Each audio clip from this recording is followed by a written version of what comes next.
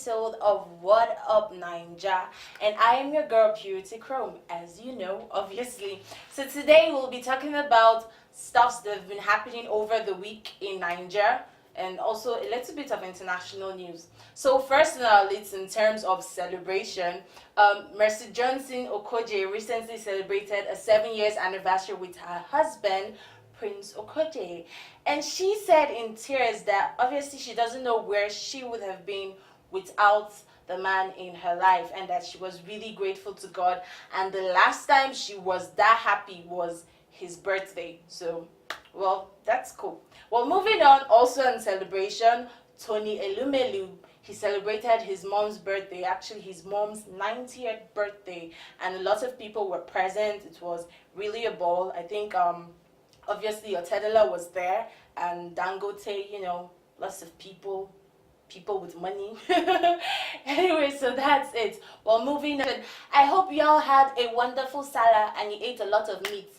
For me, though, there was no meat eating for me because I don't know what happened to all the Muslim peoples around my area. They refused to kill their cow. I just don't know why. This Salah was just different. Anyways, moving on. So, obviously we know election is coming forth in 2019. So, I urge all of you to get your PVC and vote. Vote a good person into leadership for a better Nigeria. And speaking about PVC, a lady recently faked to being pregnant just in order to get her PVC. I mean, why? But anyways, I think she sees it as an important role because she said that she had been to the office for 4 different times, 4 different days, trying to get her PVC. And she decided to fake a pregnancy, so she went in with a fake big tummy, and well, she said in 10 hours, just 10 hours on that same day, she got a PVC. So I don't really know, maybe people will be going out there doing fake stuff, fake pregnancy thing-ish, pretending to be old and rickety. But anyways, y'all should try and get your PVC and vote 2019, okay? Well, then moving on, y'all know this famous 36-year-old tennis player, Serena Williams. She usually has a thing for her cat suit, which she said was inspired from the movie Black Panther, that she usually puts on when she's, about to play her game. Well, recently, the French Tennis Federation has banned her from wearing that suit, saying that it is somewhat inappropriate and, well, they're kind of going too far with the mode of dressing, and that it would not be allowed in the 2019 section. Well, Serena said that the suit actually helped her to be free and functional, and due to the fact from her last pregnancy from last year, she usually wears the suit to prevent blood clots and loss during, her active section. So I'm not trying to outweigh things, but I think a winner is always a winner. So I believe in her. Without a suit or with a suit, she's a lady that's always ready to win. So I think she got it, even without the suit. So now we'll take a break and we'll be right back with more gist.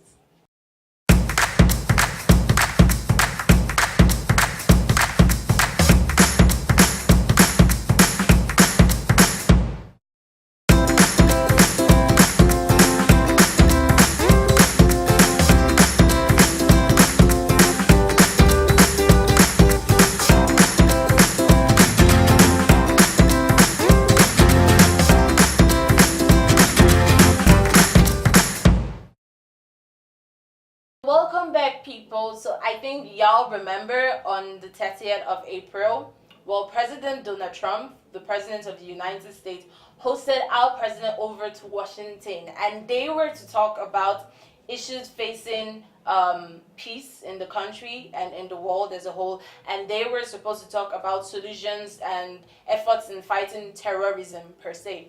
And news coming to the limelight has stated that after the meeting, President Donald Trump referred to our president as lifeless. And for all we know President Donald Trump is a plain person who would always speak his mind or whatever he feels. He's very straightforward. And news coming out, he actually stated that he would not want to ever meet someone as lifeless as our president. I mean, that actually brought a shock to my soul, Because at the end of the day, we all know that, well, our president is obviously fond of traveling out and trying to solicitate, trying to fight corruption and all. But I just think we put ourselves in certain situations to collect comments from certain people sometimes. So it depends on how you place yourself. I'm not saying anything. So I just feel it's how you place yourself. I actually felt hurt from hearing such a comment made concerning the Nigerian president, our president. I don't know how you feel it, but it really did hurt me. But anyways, next, this is a very intriguing and funny story. So a man recently has been banished out of Kogi for, well, stealing male private parts. I mean, we hear of all this news like every single day, but I practically did not really believe. But there was a video, it's out there, it's everywhere. He actually steals male private parts and uses them for rituals or sells it out to politicians. Ish. Which is a little bit shady. It has been found out actually that the man is from Cross River State and a Calabar man. I am not saying like there is any connection to a Calabar person being a ritualist or something or whatever, but something I actually need to focus on is that they actually banished him. I mean, it doesn't make any sense. You found someone who uses people's private parts, he actually gets them just by either making body contact or shaking them. I mean, this stuff is actually, it's almost unreal, but it happens. It actually happens. And then you banished him. Really. Is Kogi State like a kingdom or something? I think that person is actually supposed to be jailed, like life imprisonment. Because obviously, that doesn't mean he cannot go somewhere else. He could decide to come to Lagos. He could decide to go to Delta State or any other place and still continue doing what he's doing. So, I don't know. I don't think they made the right decision as to banishing him per se. We're not in Stone Age anymore. It doesn't work like that. Someone breaking the law in such manner by stealing people's private parts are supposed to be jailed. Life imprisonment, jailed. Never to come out and do such evil to people anymore. But News Reaching Us was like the last person who he actually tried it on before he got caught. Well, his private parts were taken away from him, but he was able to restore it back through voodoo, black magic as usual, which is actually strange. Like lots of strange things are happening in our world today. But well, that's it. Well, just word of advice from me: if you're working on the street, just be very conscious and not let anybody touch you, so that they don't steal your private parts. Anyways, so we all know the Nigeria singer Nice. Well, he got engaged recently, somewhere around May, and well, he did his traditional marriage somewhere in last week, during the week. And news reaching out, the wedding was done via Skype, which is weird. It's actually strange. But the lady is a US based engineer, and she wasn't able to make it to Nigeria for the wedding. So she said her speech via Skype, and he was present there. Like, I am trying to wrap my brain around this. How does it work? You're doing a wedding over what? The internet? Really? Is that how it works now? Is that where we've gotten to? And the funny thing is that Nice is actually a father to 3 kids from 2 baby mamas. And it is said that he had been married before and, well, it didn't work out and he's trying again. I'm not saying anything negative against you. I'm actually praying that it does work out for you. Hopefully you know what you're doing, you're going in the right angle, and it does work out for you. But undermining all cases, really doing a wedding over Skype, how does that work? Where in this world does that happen?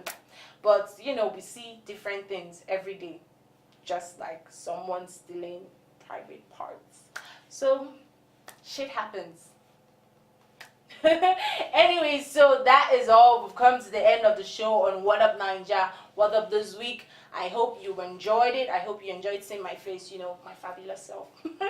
Anyways, that is the end of the show. Please do follow us on all social medias, Instagram, Facebook, even on WhatsApp. You can get our numbers. Well, Check out our YouTube handle, subscribe, like, comment at SamHTV. I remain to be your girl, Purity Chrome. You could feel free to follow me on social media, Instagram at Purity Chrome. And